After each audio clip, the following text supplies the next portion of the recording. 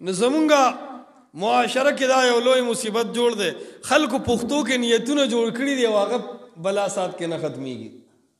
نو ته چې مونځ ته ودرېږې لا نیت دې نه دی تړلی خو چې په ژبه د نیت ووې نو تا د پیغمبر علیه السلام تابعداري په مونځ کې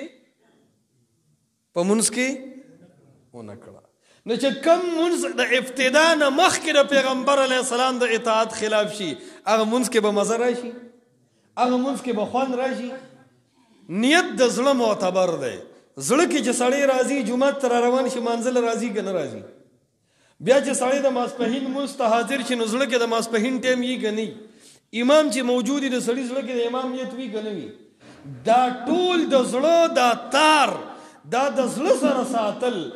دې ته وایي نیت د زړه دا نیت د زړه عبادت دی او موږ دا د ژبې عبادت ګرځولی دی نو په عباداتو کې خو عقل له دخل نشته پیغمبر علیه السلام فرمایي چې نیت د زړه عبادت دی په ژبه نه دی ویلي او چې ما او تا نیت په ژبه وایو دا بدعت دی او که نه دی نو زموږ مونځ کې به لذت د کمې راشي زموږ مونځ کې به خوند د کمې راشي زموږ مونځ کې به سکون او زړه ته تسلي د کمې راشي عرض دا دی چې د زړه کې به